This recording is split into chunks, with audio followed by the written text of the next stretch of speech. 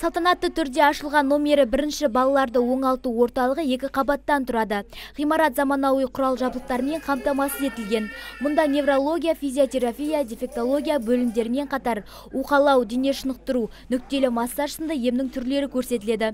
Облыста бұрын соңды сәбилерге арналған мұндай оңалту орталығы болмаған. Сондықтан тұрғындар балаларын Астана мен Алматы қалаларында емдетіп келген. Осы қаланың әкіміне рахмет айтам. Осындай реабилитационный центрлер көбейте берсе деп ойлаймын. Өткен мен бұдан алдында Астанада да болдым. Біріншіден жол ауыр, өте балаға бұндай жағдайда жүруге ақша да көп кетеді. Бұндай реабилитационный центрлерде біз сияқты ерекше балдар үшін көбейтсе екен деп ойлаймын. Менің қызым аяғын мүлдем баспайтын еді. Қазір хоть аяғын ұшымен болса да басамыз. Және біз бірінші ойыншықты екінші ойыншықтың үстіне біріне жинай алмайтын едік. Оны біріншінің ішіне екіншісіне жинайтын болдық, сәл болса да. Және менің қызымның өздерін байқап тұрған шығарсыздар, мына қолы жақсы істемейді. Онша жұмылып жұмсата бермейді. Осы қолмен біз көп жұмсауға әрекет жасап жүрміз. Өте жақсы. Ең бастысы адамдардан жатырқайтын еді. Қазір қарап тұрып күледі.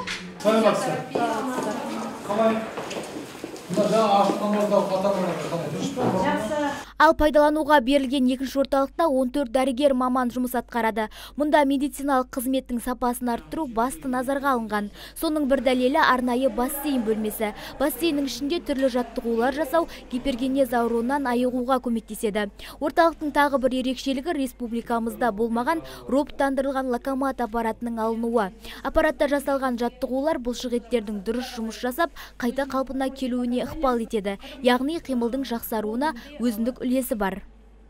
Біз керекті мамандардың барлығымен қамтамасыз еттік, керекті құрал жабдықтарды алып бердік. Бұрын Алматы Астанаға баратын себебі мынау локомот деген аппарат бар, қазір өздеріңіз көретін боласыздар. Сол аппарат бізде жоқ еді. Ол мынау жүре алмайтын, тұра алмайтын ауруларды жүруге, тұруға үйрететін аппарат.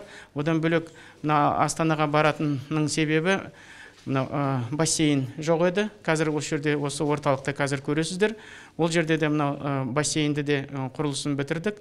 Ол жердің сабагревом дейді, бассейннің барлығы. Сондай жағдай жасадық.